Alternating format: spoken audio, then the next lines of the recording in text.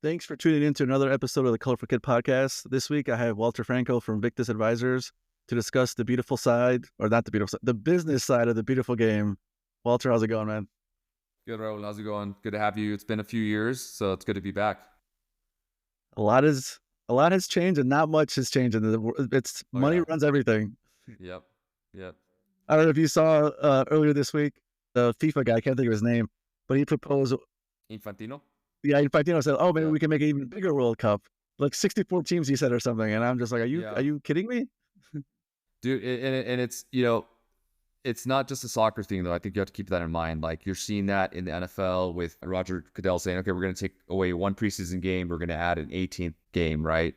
They're wanting to increase. You're seeing with the NCAA with March Madness, they're saying, "How can we go from what is it right now? Is it 68 teams going into the NCAA tournament?" So they're trying to expand that, right? And then you saw even with college football, now you expand it to 12 teams, and now there's talks about, okay, do we go to 16 with the in-season tournaments? And then also, of course, from soccer, Champions League, right? With this new format that's been really, at least for me, super difficult to follow, or at least because just kind of thrown me off. So Yeah, it's all about, from a business standpoint, it's how can we increase value for increase the inventory inventory, of games. TV inventory, sponsorship inventory. And so that's kind of one of the sad things that you see as a fan, right? And then I think we're going to talk about this later, is like, is there an oversaturation with soccer? And I guess it's not just for soccer, it's really just for all sports. Like these properties are just saying, like, the fans want more, and that's how we can get more money. And where are we going to see that breaking point? Where are we going to see that, the diminishing returns, which I think in some cases we're already seeing. I think I don't know if you saw MLB and ESPN breaking apart, kind Yeah. of. Yeah. Yeah. I think that is the first big step in something big. And I don't know if you saw the report, but apparently the pay cut was like well over 50%. I think the ESPN was offering, don't quote me on Like this, somewhere in the 200. some $200 million range, which is actually less than Apple is paying MLS. So that's something to think about, right? I Yeah, mean, obviously, it wouldn't be an exclusive package like Apple does, because you still have other but partnerships with it's the TNT game and of the week, which is like yeah, a kind exactly, of like yeah, the premier yeah. game. And I grew up watching Baseball Tonight, which Baseball Tonight hasn't been around for what, 8 or 9 years. Like it's just Yeah, the whole concept for just how people watch sports has been crazy. And again, it's not just in the US, it's happening all over the world with sports. and like baseball is dipping their toes. I mean, they have like a Roku game of the week. They have a Friday night Apple game of the week. So they were like the first league to kind of like give these streamers random games. And I get it, baseball, there's a ton of games. There's a ton Yeah. of, but it's almost like they're dipping their toes, and now ESPN is looking back and say, well, why is Apple paying X amount per game? Why is Roku paying X amount per game, and we're paying like 4X that? Yeah. So Yeah. it's gonna be interesting. This is the last year for baseball on ESPN, which is, I mean, as long as I've been alive, baseball has been on ESPN. Yeah. Right. Yeah. It's been a staple of ESPN, but ESPN is just pivoting away to try to put, I think, I don't want to say cheaper product, but just something I think that's more affordable for them, and just sticking it behind ESPN Plus, right? And especially as they start to launch their direct to consumer platform, which I think is going to happen in the next year, right? Or I thought it was going to be this summer. I don't Yeah, remember. they're like doing a lot of research into. I think they're calling it the mothership or something. Yeah. That's Yeah. what the project name, but it's weird because they already have ESPN Plus. So Right. Yeah.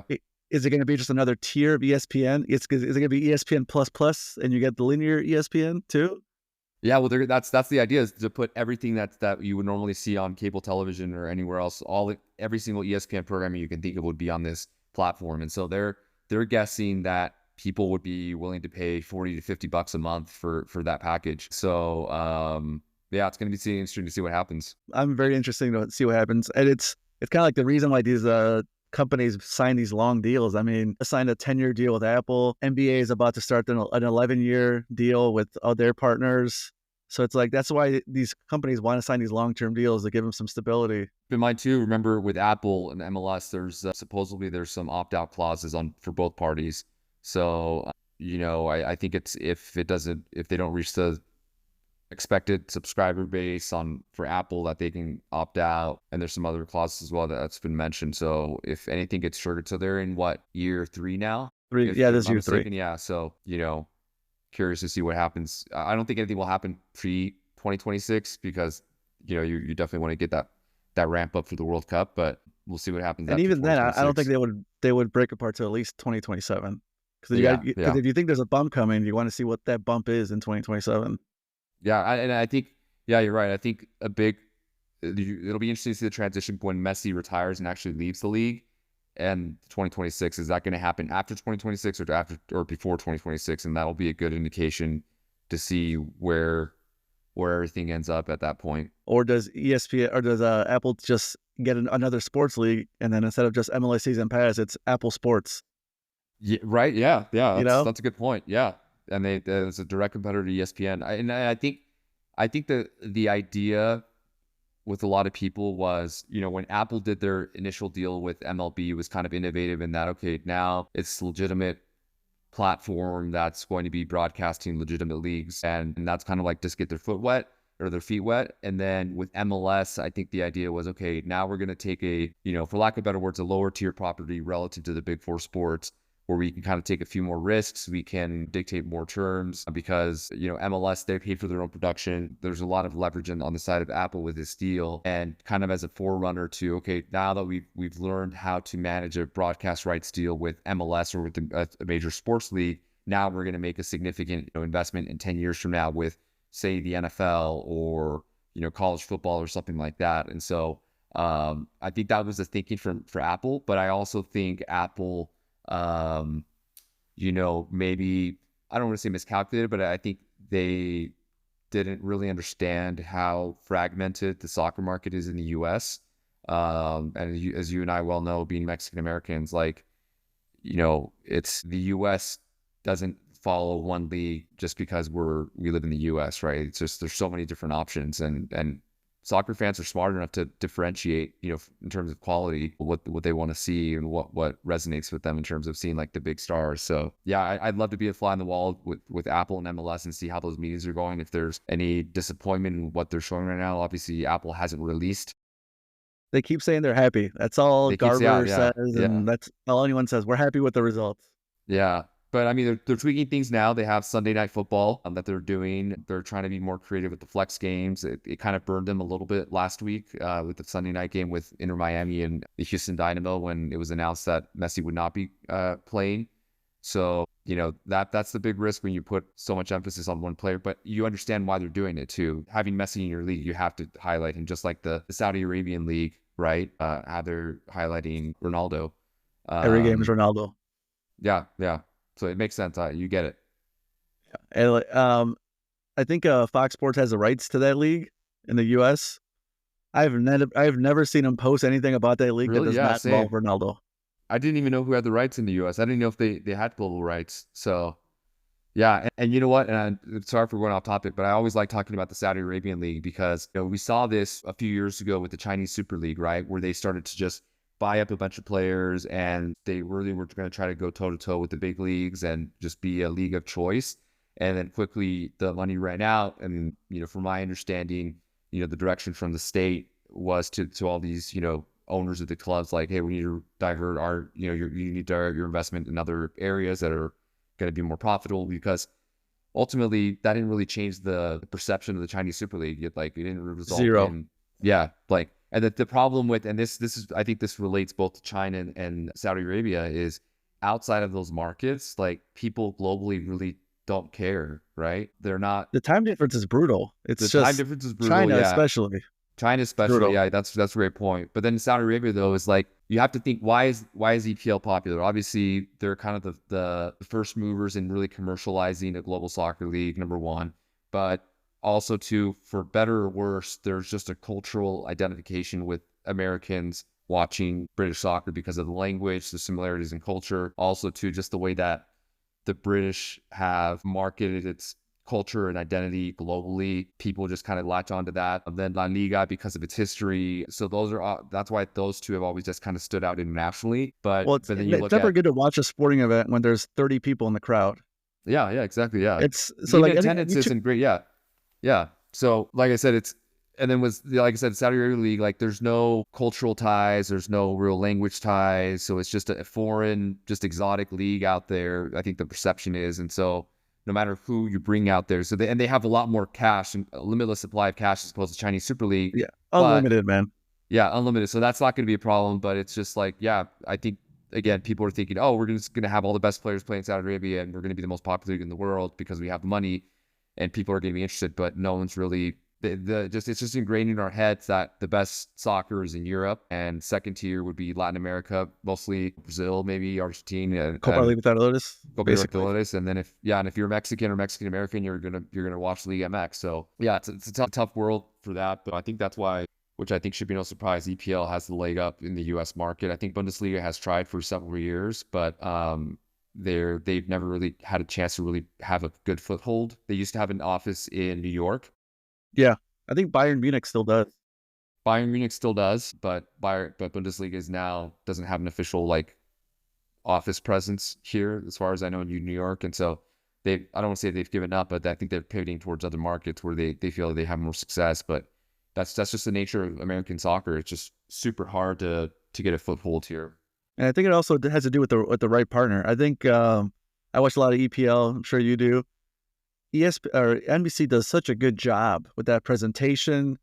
Obviously, every team is good, but not every team has these star players. But they'll put on a West Brom game versus someone, and you care about it because the announcers have done a good job of prepping you for the game.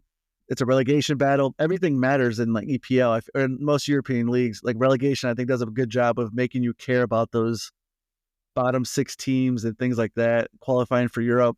Whereas like other leagues, I mean, I love MLS, but like, is it really bad? Does a late season game between the last 2 teams really matter? No, they're not going to get relegated, and it's not like they're fighting quote unquote fighting for a draft pick either. Like other leagues where there's a Zion Williamson. Hey, if we tank enough, we can get a Zion Williamson in the draft. So I think the EPL is just the perfect balance of all those things. Like it's competitive up and down, number 1 to number 20. Yeah, have you read the book The Club that came out a few years ago? That kind of talks about like the birth of the English Premier League. It's actually a really good book. It talks about specifically how NBC approached. I think I've been an expert of that book. Okay. So the president of NBC Sports at that time, it's not Dick Ebersol. This was after Dick Ebersol, who was the main guy that had like a lot Mark to do with, Lazarus. Like, the NBA on NBC. Yeah, I think so. Yeah. So his son. He noticed one morning his son was watching, a Saturday morning was all in with his friends on watching EPL soccer. And his son was like, yeah, you got to get the EPL, on NBC and whatever. So he didn't take it seriously initially. Then they started having conversations and ended up working it. And really what NBC did was they convinced EPL that they were going to really dedicate like serious programming and wraparound shows to the EPL, and that's what they've done. Like they have the watch parties nationwide or block parties. They have serious analysis, and they do a really good job of storytelling, right? With just like that makes you care about West Bromwich and all these other clubs. And I think there's so many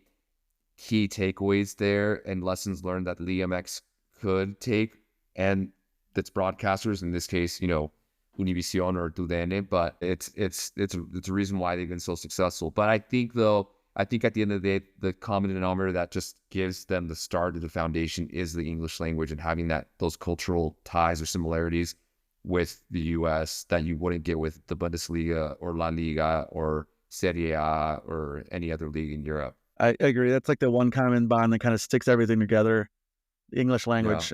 Yeah. It's one of those things where it's just everything's in English. I know someone said something about like they oversaturate the field broadcast. Everything looks super green and the stands are full and just makes you want to turn on the game. I mean, I don't know how many games I'm watching where I have no interest in either of these teams, but it's a well broadcast game. It's in English. Yeah, the production is great. The feed is in HD, and it's just like, you know what? I pay for Peacock. I might as well put this game on. Yeah.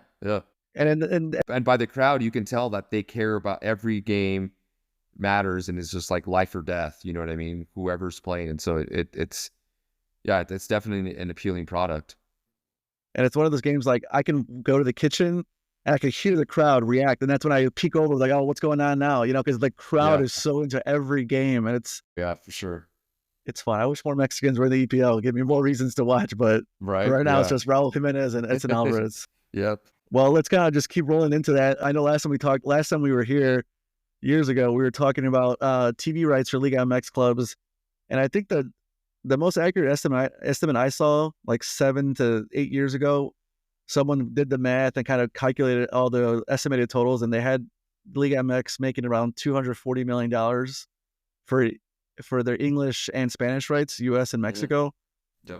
I would assume that number has grown since then, but I mean, we're not too far removed from back when Liga MX had promotion and relegation. We're not too far removed from the promoted club in Liga MX that season putting their games on Facebook Live because they had no one to sell it to. I remember catching teams were literally promoting their streams on Facebook Live to watch the game because they didn't have a broadcast partner. So Yeah. it's like Liga MX still doesn't get some things right. And do you think they're ever going to group or pool their TV rights together, whether it's just for America? I don't think it's ever going to happen in Mexico, but and I know Univision kind of has like 13 out of the 18 teams now, basically. It's a great point. I think, I've been beating this drum for over 10 years for Liga MX that the day will come if they don't make significant changes in a lot of things. So it's not just TV rights, but centralization and just, or commercialization, centralization, communications, everything, that eventually they would become an irrelevant domestic league. And nothing has changed. Nothing has happened since I've started beating that drum to change my mind that that'll eventually happen. And so in the US, speaking in the US specifically, I still strongly believe that the day will come when the Liga MX will no longer be the most popular league, and it may not even be the second most popular league. We're already starting to see some signs of that. I think we're starting to see an uptick in EPL ratings, where some of the games are starting to outpace a lot of the Liga MX games. And I think that's actually, there's kind of a few different reasons for that. I don't necessarily think that's strictly because like the quality of Liga MX is down or anything like that. I think a lot has to do too with just the availability of these games on TV, where they're not always now available on, Univision directly, where you have to now see it through like ViX Premium, which is a huge issue. So while you can, most American consumers now can still watch a game or two on NBC or on Telemundo, and a lot of folks are starting to have access to Peacock. And the nice thing with Peacock is, if you are, depending on where you live in the country, if you're a Comcast subscriber, you get Peacock for free. And so you're getting access to those games. And so that's number one. But again, just going back to your question and kind of the thought process of Liga MX, if there was someone that could make it happen with the centralization, it was going to be Juan Carlos Rodriguez. Based on his background, based on his connections, based on his influence, it got to the point where it didn't happen. They hired someone, FMF, hired someone from the US, an American, who had a lot of experience in the NBA and in other sports properties that had a good pulse on what needed to happen from a commercialization standpoint. And he left also when Juan Carlos left. And so it kind of he left after the Apollo investment fell through, right? Yeah, exactly, yeah. So but the next day he was like, I'm out, yeah. And so I think, without being in the room there, I think it's probably just a combination of frustration, of just feeling forced out based on the circumstances. And I think what's going to happen in the future now? Well, where do they start? And what's interesting about this situation is initially, as we had always talked about, commercialization and everything several years before, the thought process was that people that would be most against it would be Chivas and Club America, because they were the ones that benefited the most from, just doing everything by themselves. But my understanding is that the larger clubs were actually the ones that were pro. So Club America was actually on board. And so, which is interesting. Which is kind of crazy because, like I said, estimates 7-8 years ago, Club Guadalajara America making over $30 million a year in TV rights, just done by themselves. Yeah. So I think they started to catch the vision. A lot of clubs, and this is just from people that I've spoken with, anecdotal experience in working with a lot of these clubs, is that, it's taken a lot of years of education and letting them say, hey, these are the trends. This is what's happening with TV rights in the future. And a lot of them still were just kind of blind to it. They were still, stubborn. Like, we've got the US Mexican American market cornered. They're never going to change. But, when you rest Chivas on your tried laurels, a little bit with that Chivas TV. They did, but then they half-assed it. They're like, no, exactly. Yeah.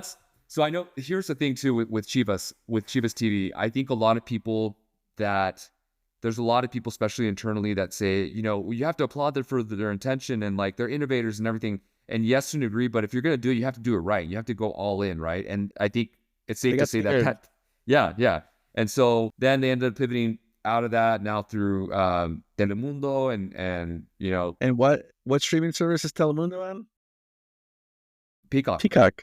Yeah, So yeah, you can get yeah. Chivas games on Peacock. Right, yeah. So I don't know. I'm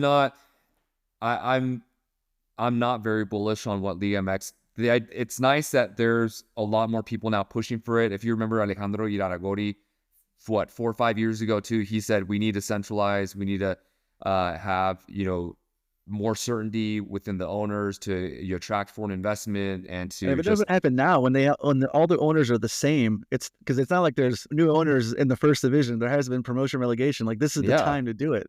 Exactly. Yeah. And so I don't know, man. It's frustrating to see, as a Mexican American, it's frustrating to see also from the business perspective because, you're surrounded, you see kind of compare with other leagues with what they're doing, you analyze, you see what's working. And so you see this from an analytical standpoint as well. And you're saying, if you just go this route, if you do this and this, but there's so many moving pieces. And again, the issue at the heart of this is that the lack of unity that you see in the Liga MX is not what you see in the NFL and MLS and the NBA.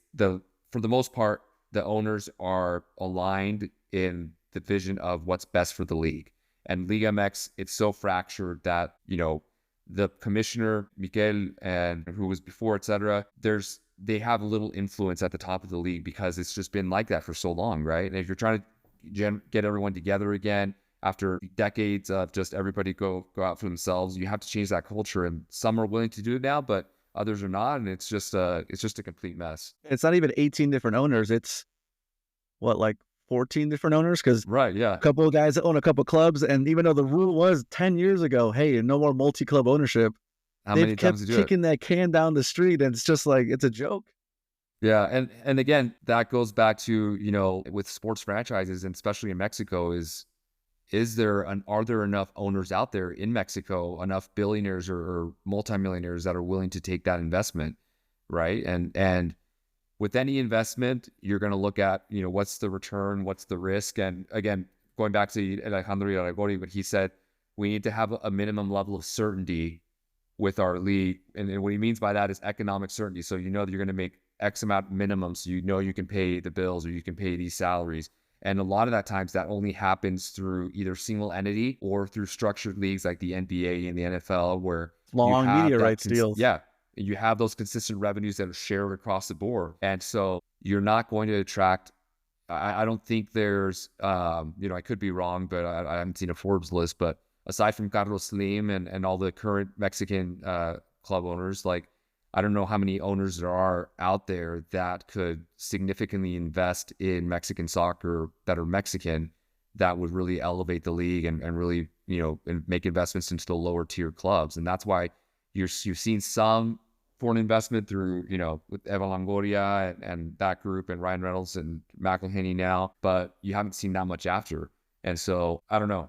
I wish I could say I'm optimistic, or bullish, but I don't know. It's going to be really interesting to see where the Liga MX is by, let's say, 2030. I'm really curious to see where they'll be at. My favorite was when those guys bought into Necaxa and everyone's like, just the memes on Twitter was like, these guys are going to walk into a Liga MX ownership meeting and just walk out and be like, what the fuck are these guys doing?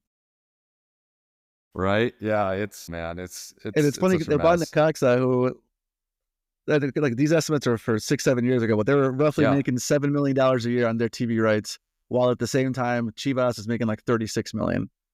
So it's like a 5-6x difference from one number 18, which is crazy because I think I saw a recent one for the EPL, and I think the number one club from a couple of years ago was like, I think Chelsea made like $160 million. Mm-hmm. And then the last place club, which ended up getting relegated, made like $100 million from TV deals. So it's not even 2x the difference from 1 to 20, which is crazy.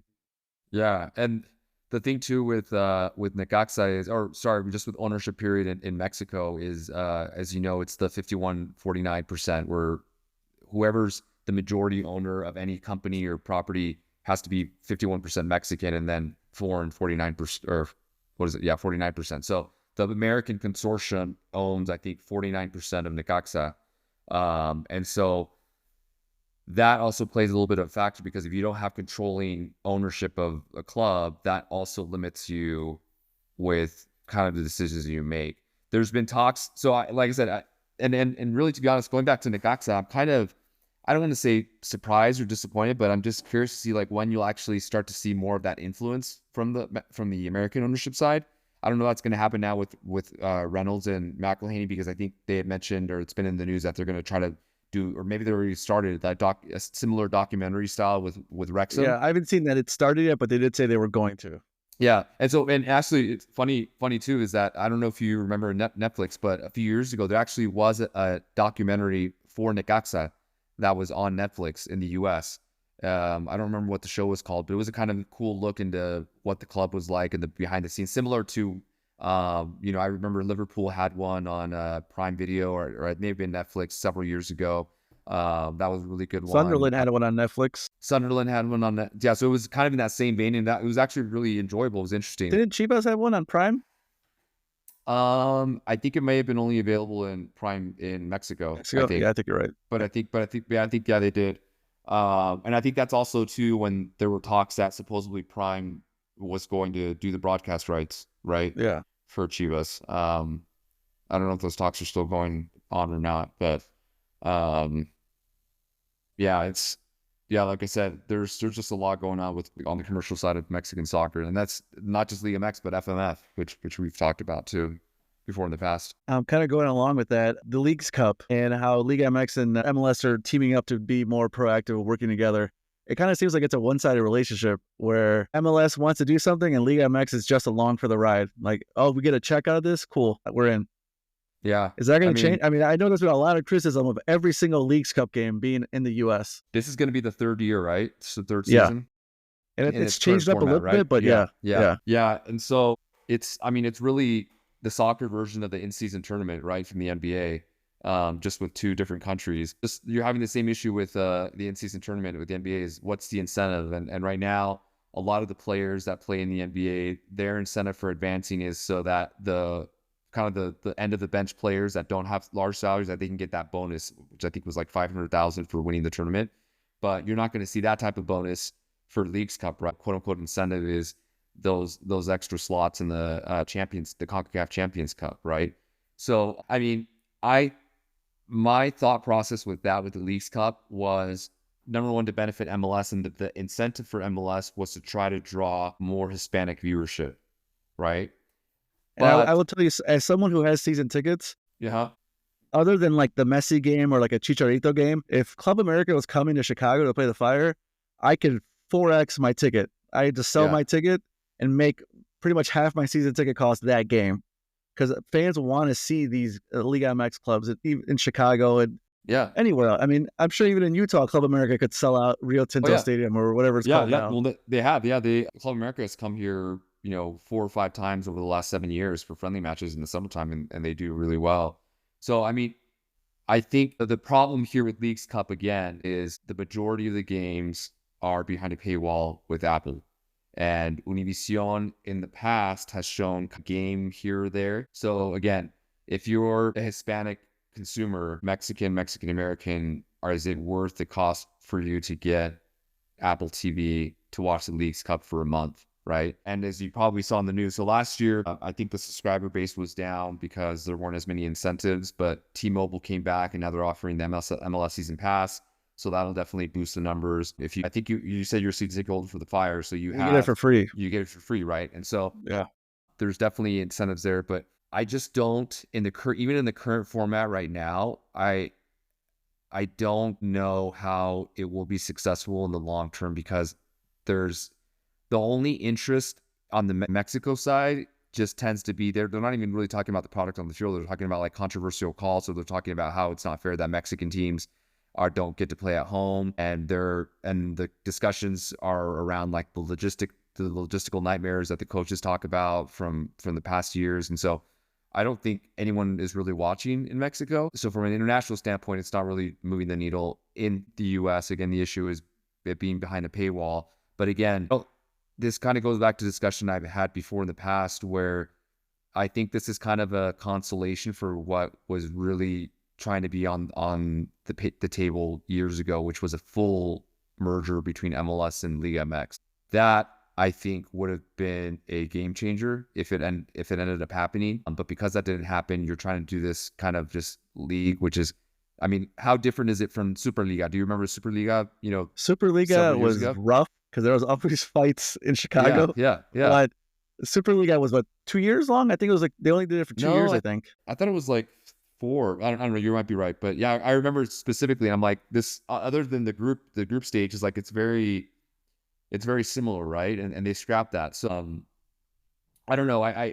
You know, if the challenge again, I think we discussed this before in the past. I don't know if for the last time we discussed in the podcast, but the challenge that you would have with this fusion, aside, I mean, there's several factors. There's the unions on both sides of the border. There's the pay structure. There's, the centralization of rights and all this stuff. And ultimately, from the commercial side, MLS would have had all the leverage to make sure that all those terms were agreed to.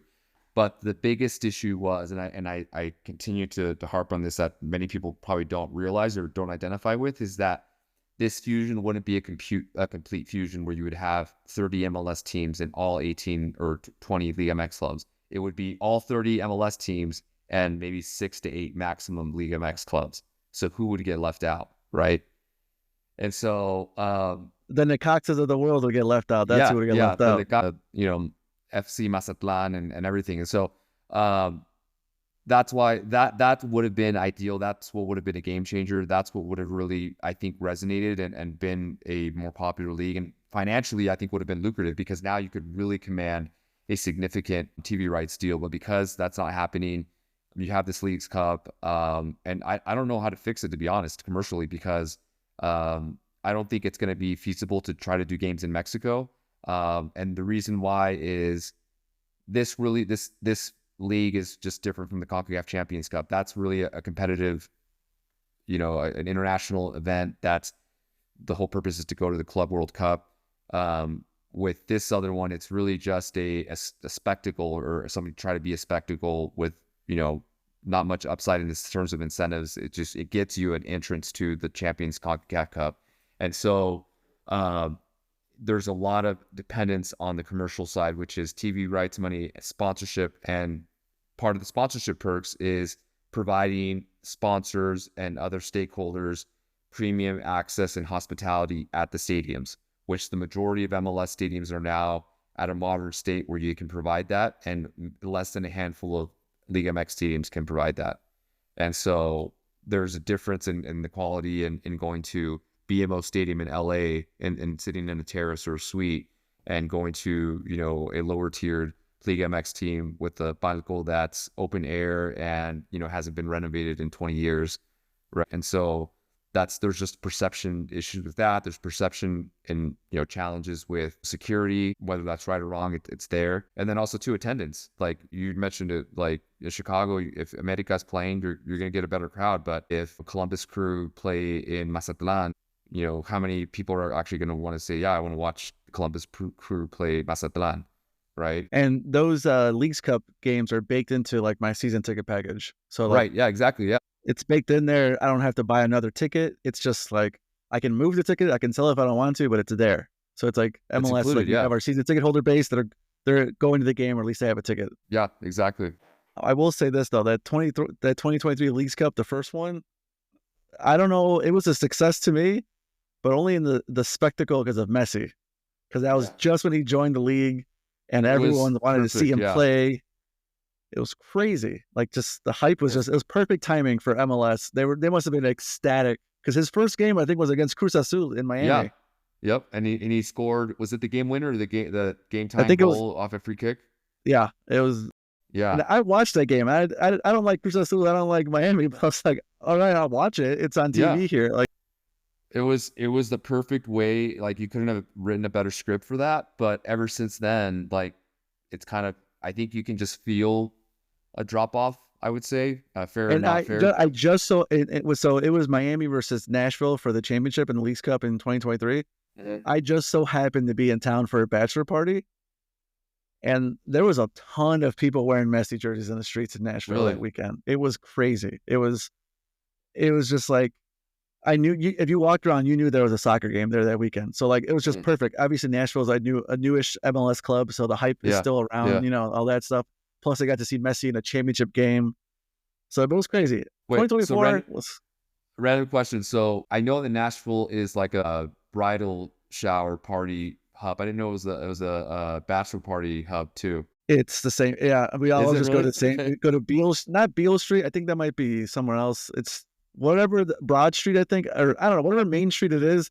We all just Okay. go there. Just it is Okay. what it is, man. Okay. It's Okay. crazy because the area we were in was like like 4 or 5 like single story buildings, houses, and you Yeah. could tell the same guy owned all 4 houses, and he Airbnb'd all of them because like we Oh, were on the really? rooftop hanging out, and then there was a bunch of girls in the building next to us, and they were a bachelorette party, and it's just like, yeah, it's a Interesting. No, fun city. If you're gonna go, yeah. go once, you know. Okay. I haven't been yet. I always thought that, again, I'm not much of a partier, so I always thought that like for bachelor parties, you go to Vegas and bachelorette parties, you go to Nashville. So I thought that was kind of but hey, I guess I'm wrong. I learn something new every day. Yeah, I mean, I think most of us had already been to Vegas recently, so we're like, let's Yeah. not go to Vegas. Let's go something Yeah. else. Yeah. Okay. That's fair. Vegas, another. Just not to go on a tangent, but how many big games, international games, did Vegas get over the last 3 years? They got the Nations Soccer League. They or got gold. yeah, Yeah, yeah. yeah. It's kind of crazy how And many it's a games shame are that out they're there.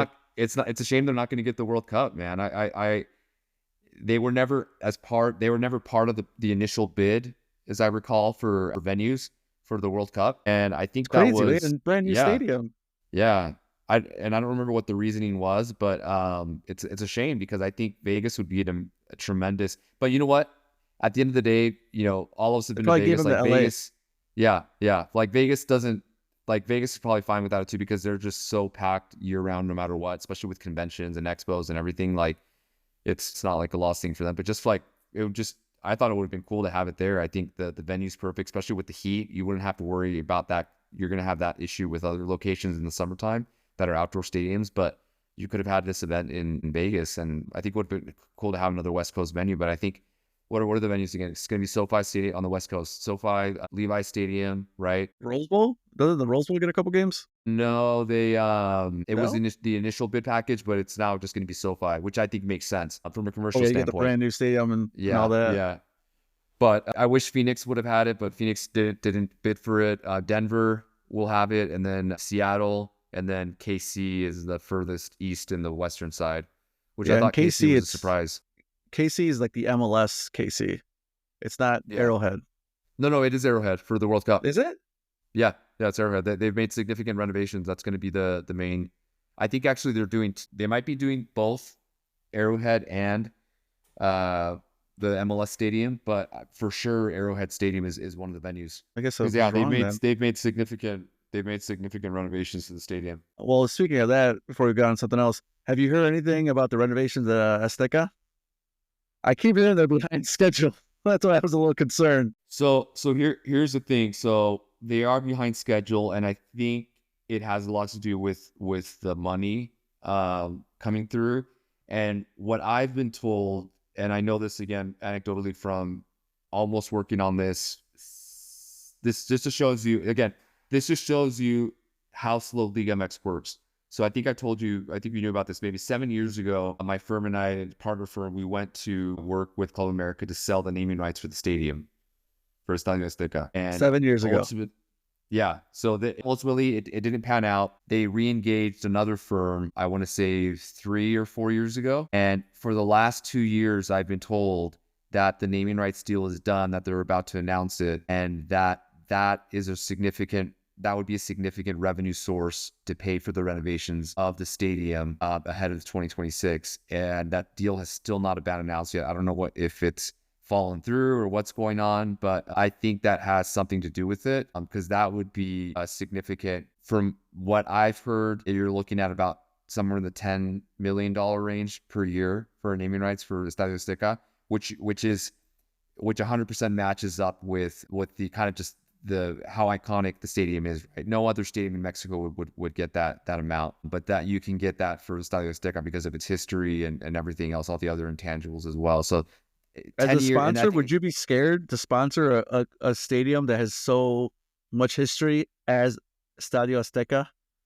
No, because you have a history of it already in the U.S. And I think my understanding was it's going to be an international company with a strong presence in the U.S. And so you see that in a lot of the stadiums, like for example, the Coliseum in LA. I think it's a United Airlines field, and so they do a good job of how they brand that. I've never heard it called that. So yeah, I mean that's always the risk. That's always the risk you're going to run. Also the other thing too is, they're kind of running out of time now. But during the World Cup, you can't call it by. Yeah, you can't. Yeah, You can't. it's just going to be Estadio Azteca. But you get the benefit or the kind of the impressions before the World Cup by saying, hey, we're such and such. If it's going to be Nike, for example, Nike Field at Estadio Azteca or whatever it is going to be the site for the 2026 World Cup. Not officially FIFA saying it or the World Cup committee saying it, but like.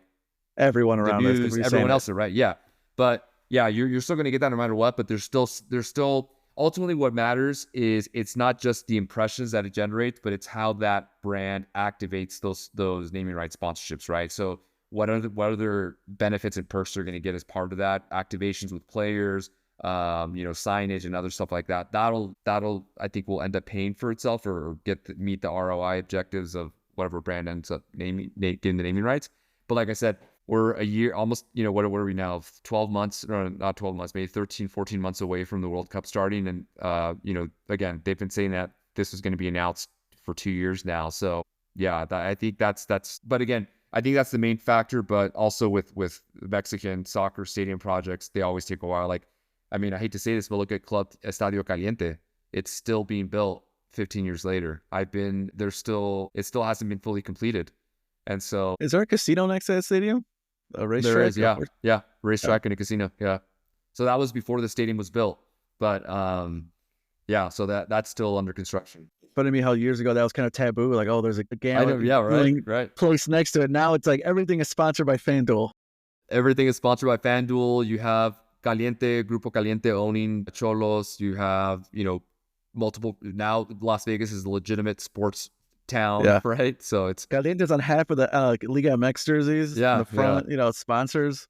Do you like their intros though for Querétaro and Cholos, where they have to do like jokes or just the random? I actually love it. Like if it's like weird and quirky like that, like lean into it. You know what I mean? Like yeah. The one thing I hate, and like I told you, I've been watching a lot of Cholos lately because they got a couple young Mexican players on their team.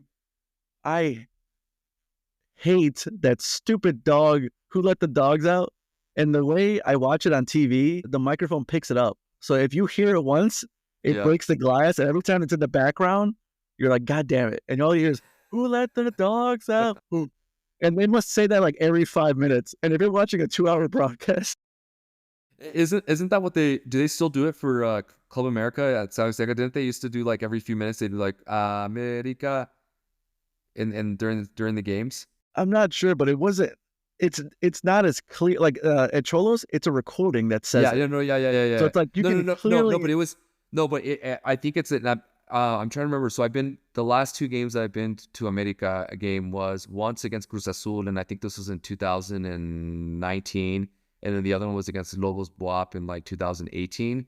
And I think if it wasn't there, I remember listening. Yeah, rest in peace. #RIP.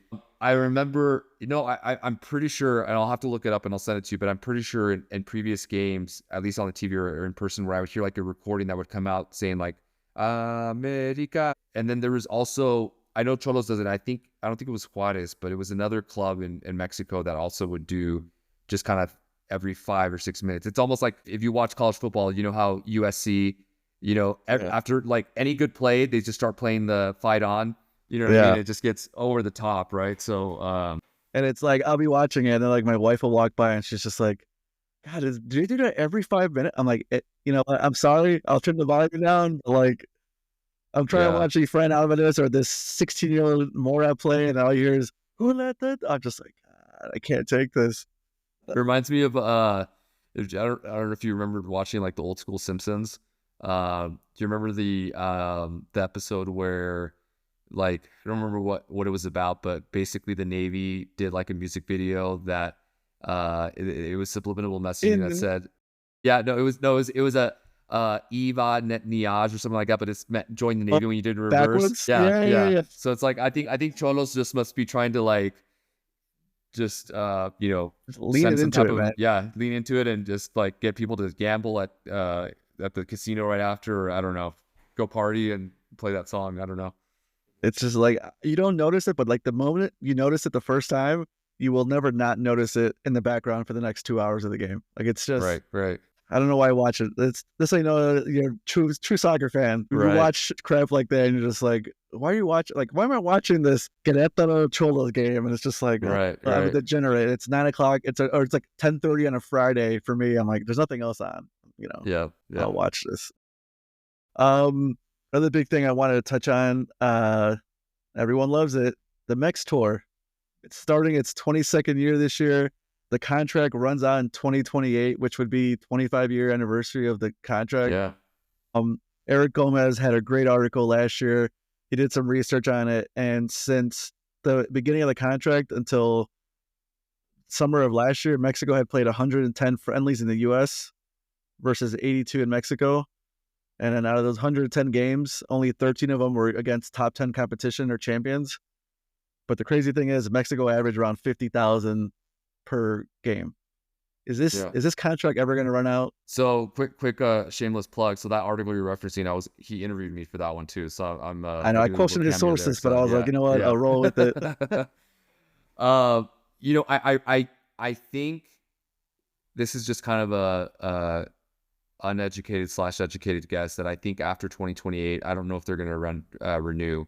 I think the demographics have changed a lot in the U.S. I think the Mexican soccer team, the Mexican national team is starting to get to the point where it's still a huge moneymaker for them. Basically, what I think is if MLS makes the structural changes post-Messi that they should to really elevate the league, if they do that, then I think that they won't have a need for the Mexican national team through SoccerNet and marketing. And I think this 2026 is the key pivotal kind of like the capstone for everything. But I think at that point moving forward, the demographics has changed so much, you know, with immigration patterns where now, you know, the children of Mexican American immigrants, you're starting to see a lot of them switch to the U.S. Not everyone, but I think you're starting to see that more. I think, you know, are you starting to see friendly fatigue?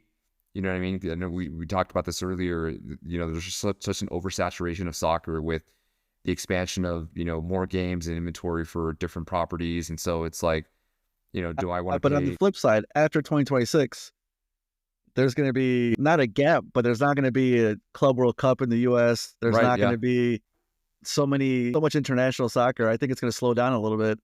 Well, you still have the Gold Cup though. Gold Cup in 2027, right? Which is every 2 years. Like I don't even count the Gold Cup as, how like how little people think of the Gold Cup. The Gold Cup kicks off the same day as the Club World Cup this summer, and that is why the Gold Cup is basically on the West Coast, and the Club World Cup is basically on the East Coast. And then another thing, FIFA's not forcing the clubs to release the players for the Gold Cup. So it's almost like, why even have the Gold Cup? I know why. Money. No, of course. No, I want to take back what I said. For 2028, I would not be surprised if some does not renew. That Do you think it's some not renewing or Mexico not renewing? Well, that's what I would say. That's a better point. I don't know if both parties will want to renew. I think MLS, if they make the structural changes, if they start to kind of go off on their own, say, okay, we don't need the Mexican national team anymore. And also, I've heard that the FMF is actually looking to say, hey, we can do this by ourselves, and we're just going to handle it by ourselves. And so that way they keep the majority of the revenue. They kind of, you know, do their own thing. And so I could see a split happening, but I think just there's a lot of factors that would have to play into play. And I think if those changes happen, if that split happens, I think there will be justification and you'll be able to see why based on kind of what's happened in the years prior. But I mean, the relationship, I think it's been you know, there's critics, but I think it's been mutually beneficial in the long run. I mean, you've been able to see, I think the Mex Tour, so I think Sam has done a good job of adapting or commercializing the Mexican national team to the Mexican American consumer, which is different from the consumer in Mexico. I think you see that especially if you've been to games, when you go to the activation of Football Fiesta and everything, like it's very much targeted and marketed in a way that a Mexican American is used to with other activations. I think the way that's presented on TV, I think it's been a great way to see your heroes and players and everything. But now, you know, also the criticism is fair. The level of quality that you've seen, there's arguments that by having these games instead of having Mexico go to Europe and do tours and has hurt them. You know, you see that comparison with Colombia and other South American clubs will go to Europe and play and they're playing legit competition and really meaningful games, and that's helped them. You see that on the international scale of how they've done. So, but on the flip side though, is no other team in the US can draw like the Mexican national team in terms of soccer. And so They're it's the low most hanging popular fruit. soccer Yeah. club in the U.S. Period. It's low hanging fruit. So it's kind of like you'd be dumb not to take advantage of that. But and then also too with the other thing too is just the opponents coming here. It's logistically tough. Like unless you're paying top dollar to bring England over or everything, it's just been tough to do that on a consistent basis. It's easily seven figures, right, for one of these top clubs. Yeah, exactly. Yeah. And then the other thing too is, it's now almost nearly impossible with the nations leagues in different And now continents to now do it's that. gotten so bad you can't. Yeah. There's no open dates. I mean, there's just And these clubs I with the think, nations league.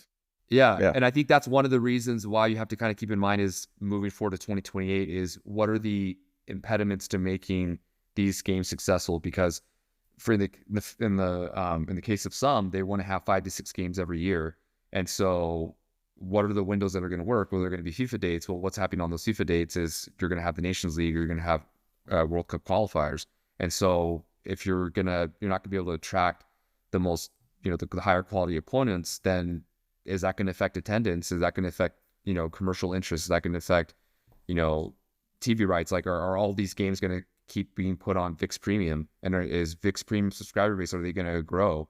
I have VIX Premium right now just because through Verizon, they offered it.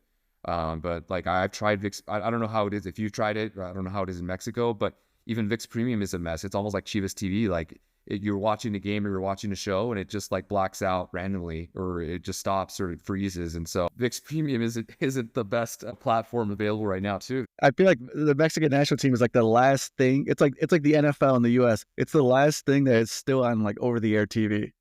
Yeah. Very rarely is a Mexico game behind a like a cable network and in Spanish. Like if Right. Mexico's playing, I could probably find it on Telemundo or Univision. Yeah. Right. So it'll be interesting to see when that transition is made. Like I don't see, not that Apple would, but like Apple could come in, sign a deal with Mexico. Like, hey, we want your games to be on Apple TV. Here's 8 figures. Take it or leave it. Yeah. Yep. But I just wanted to next door women's. So that's a separate contract, right? Because I heard they had big plans. That's what they said in an interview last year, that some has plans to kind of rebrand the Mexican women's team. I think it's, what is it called? Mex4W, which I think is 100% great. I think it's I'm glad that they're doing it, but it's probably something that they should have tried to invest in more earlier, because, at the end of the day, it's all about building that legacy and just getting more. I think it's all coming in line with all the general investment you've seen with women's sports, right? It's not just Caitlin Clark, because the investment was certainly happening before her, but she's helping to accelerate the conversation. So again, this kind of goes just across the board with all sports. You have volleyball, for example, which has been exploding for girls nationwide. And now you have professional volleyball leagues and one of the leagues has signed the ESPN Plus for broadcast rights, which is huge. That's like the perfect ESPN Plus property. Oh yeah, exactly. Right. And I think I think the minimum salary, if I'm not mistaken, for the professional volleyball players is like 60,000, which obviously isn't game changing, but for a niche, for lack of better words, a niche sport in terms of TV rights standpoint, I think that's a good start. And I think hopefully more investment you'll see there. One of the other sports that's growing tremendously is flag football, specifically for girls. In Mexico, it's huge in Mexico. Yeah. And Mexico has been a huge part of that growth internationally. And you're getting more girls involved in that. I'm actually, anecdotally, I coach 2 of my daughters. I used to coach 3 of my daughters in flag football. They're the only girls on their teams, but they love it. And so, I think that the Mexican national team, the women's team, is going to be part of that lift. Liga MX has been growing. I think hopefully the Mexican national team has the ability to tap into more Mexican American players, especially those that probably grew up wanting to play for the U.S. women's national team because that was probably the only thing that they saw or knew about. So hopefully this opens up some doors there. And that one I am bullish for, because just there's been so much more investment and women's sports being taken more seriously from a financial standpoint, and Liga MX Femenil too. Yeah, and that's seen a big uplift. Yeah, you're seeing a big uplift. You're seeing Liga MX players that are more and more being signed by NWSL teams, which I think is a positive sign that they're recognizing that there's a lot of talent there. And so I think the most recent player was Rebecca Bernal, who was signed by the Washington Spirit, coming from Rayados, I think. Yeah, yeah. Femenil. I was So talking to Amy about that. Yeah, she was talking. It's a big deal. It's a big yeah, transfer. yeah. So I think that's positive. I'd be curious to see if some decides not to part ways with the Mexican national team, if that would include both properties, the men's and women's side. I think probably if they were to go that route, and I think if they renew, I think they would renew both as well. So I think it's kind of an all or nothing package, whatever ends up happening in 2028. I think it's probably going to be decided in 2027, a year Yeah. before, if they're going to renew, right? We're not going to wait till the last moment. I mean, so many deals are up in like 2027 because everyone just wanted to get past to the World Cup. Yeah. But, I think, what is it? Mexico signed a deal with like the Cowboys to use North Texas, Arlington as their home base for for like tours and stuff like that. Yeah, and to be honest, I haven't seen too much since then, because they did a huge activation like with the FIFA sports game and everything, like when they announced it and that they were going to have like concerts and stuff. And I haven't paid as much I think, because I went with one of my daughters to the game, not this past fall, but the fall previous, when we played Mexico played Australia. And we went to the stadium, and I don't think they had a concert there either the day before, because I think they announced that was going to be part of like the whole initiative. Was like a day or two they were going to have a festival and they were going to do like concert, but I don't think they did anything. I think it was literally just the game. I mean, they announced the deal right before I think they played Argentina there, so it was like the kickoff of the deal. And I haven't seen too much of it. I mean, they play a game every year there at Jerry World. It's honestly usually their best game in terms of competition, because you can get 80, 90,000 people coming to see Messi or a top 15 country, and it's like you can charge your $150, $200 a ticket, and plus parking. And I think for that game against Australia, I think it was like 45,000. I don't think it was more than 50,000, so it was a lower. But I mean, it makes sense. It was Australia. So, but yeah, for Argentina, of course, or Brazil, you're gonna knock it out of the park there. Well, real quick before I let you go, San Diego FC. This is the first year in MLS. What are your thoughts on how they've kind of handled that whole expansion year club? Yeah, well, I mean, I think they're 2 games into the season. They beat the Galaxy in their first game, and that was a fun game. I watched that game because it was it felt like a home Sunday game, night game of the week. Yeah, it was the first one. Yeah, and when you could actually hear the San Diego crowd, being really loud when they scored goals. So good for So I'm a San Diego native. I'm from San Diego and Tijuana, so it's definitely resonates with me. Also following Tijuana. I think the challenge, I think it could be successful. I think the challenge with San Diego is you have kind of a cultural divide in the community. Everything north of Interstate 8 is just a different demographic and different culture than south of I-8, if that makes sense. You're closer to the border, south of I-8. That's where I grew up. That's where you tend to have more of a following. Where's the stadium at? It's literally right off of 8. It's by San Diego State University. It's actually where the Qualcomm Stadium used to be. It's in that same general area. Qualcomm Stadium. Yeah.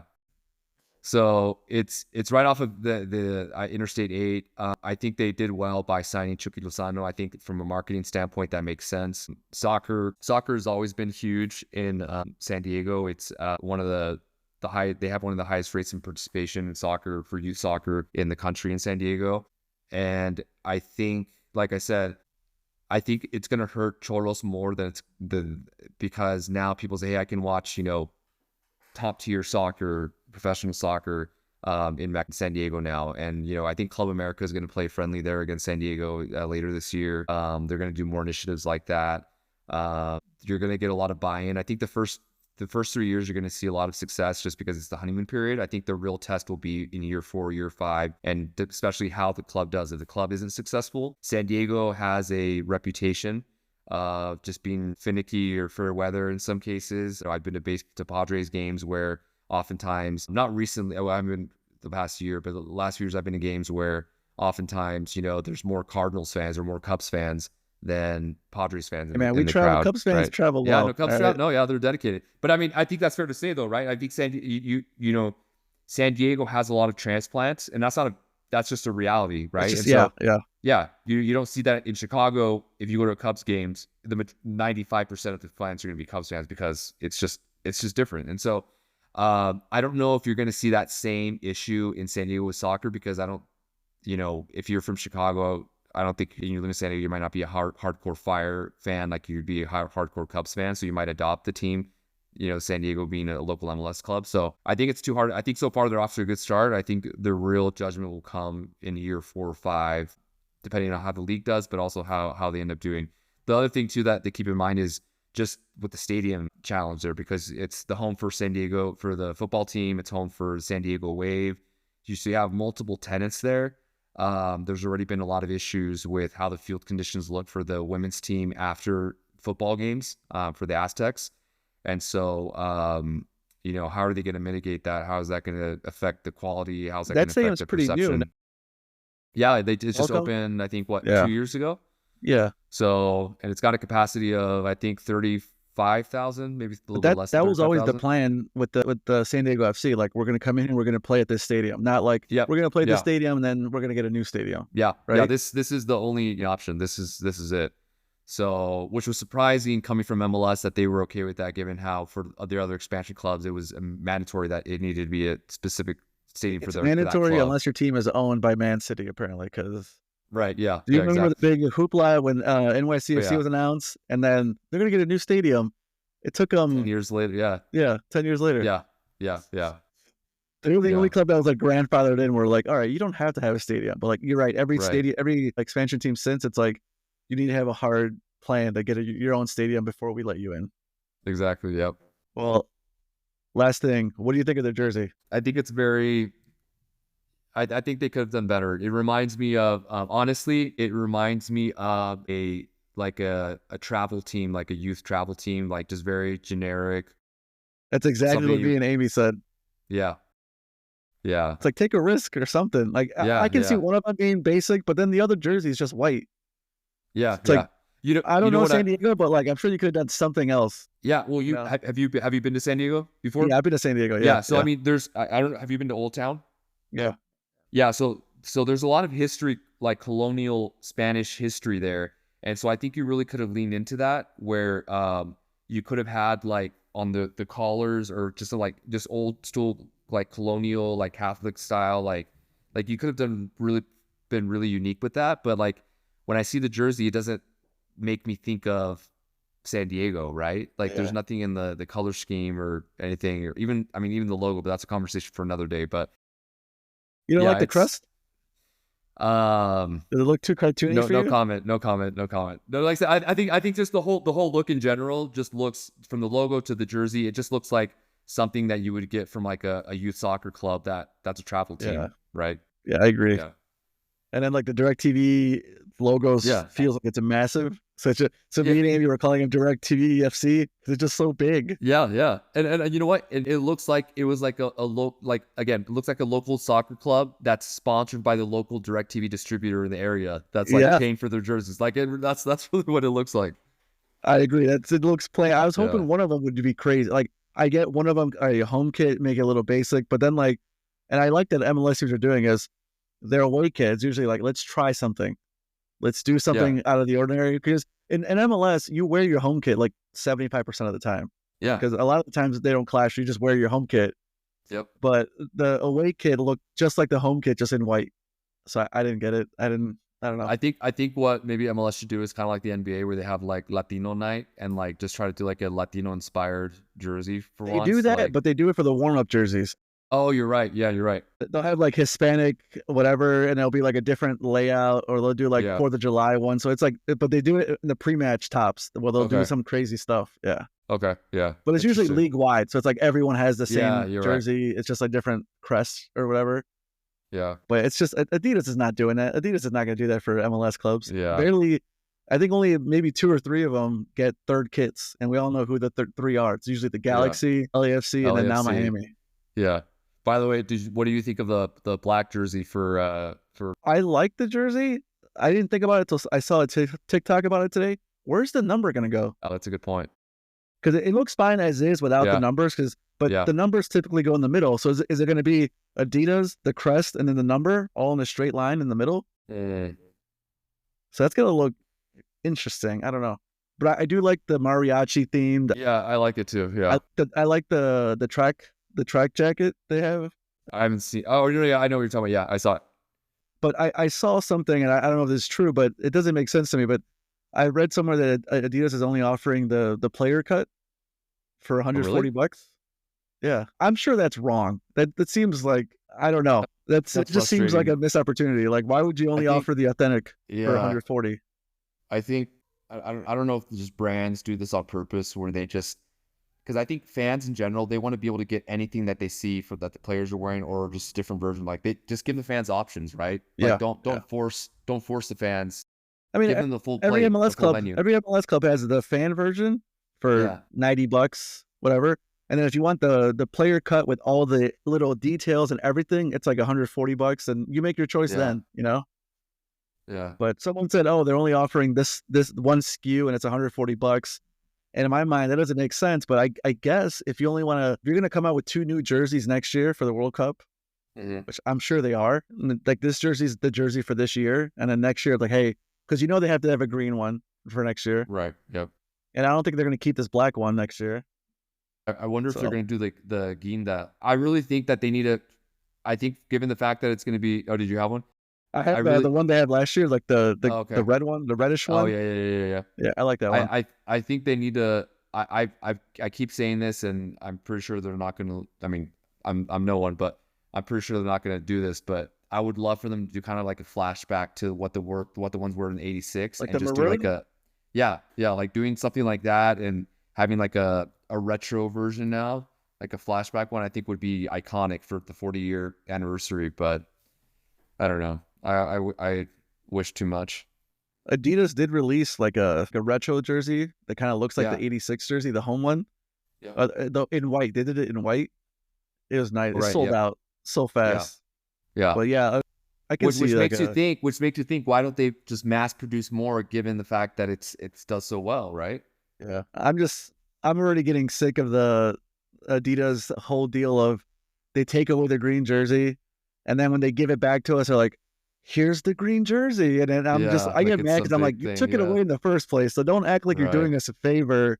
Right. But I get it. It's only so many green kits you can pump out, but I always hate that. They do it every lead up to the World Cup. It's Ponte la Just Verde, and it's like, you took it yeah. away. Yeah. Was there anything else you want to touch on before you head out? No. This is great to do this again. Hopefully, shout out to Eric, who he actually messaged me. He said sorry, he's having burst pipe situation. I'm dealing with water damage at the moment. So thoughts and prayers with Eric at his house, and hopefully he can get that fixed. So just a quick shout out to him for missing this one. We'll have to do it again with him. Yeah. We didn't even get a chance to talk about uh, the Club World Cup and the shenanigans there, and then with Yeah. the prices going crazy. I know we talked a little bit before the pod, just like prices are free. They're trying to lower the prices, but man, I had some friends who wanted to go, and that'd be a whole separate pod. But Jesus, it's Yeah. just the prices were insane. I'm Yeah. scared for the 2026 World Cup prices. But yeah, it sucks because a lot of people that have never been to World Cup that live in Mexico, like, we're totally gonna go all out for it, but they're gonna be priced out. It's terrible. It's only like 12 games in Mexico, I think. Yeah. Something No, like that. I think 16. 16? It might be around 16 because now that initially it was only gonna be 10 games, but now I think around 16 because they're including some knockout round games as well. Oh, okay, sweet. Well, maybe I'll get a chance to go. We'll see. We'll see Yeah. how much I might need to start saving now. We'll see. Yeah, I mean, at least go to like a Tunisia Morocco game or something like that in Mexico. That'll probably be a Hey, if cheap I game. have to, I might do it. Yeah. Just Yeah, the same. fans are Yeah. crazy. The fan will be fun. Oh, It'll yeah. be fun. For sure. Well, big thanks to Walter for joining this week. Hopefully not for the last time. We'll definitely have you on again. It's always a great conversation with you, talking all things. Good to have you, man. Let's talk again soon. All right. Thanks, guys. Thanks for listening.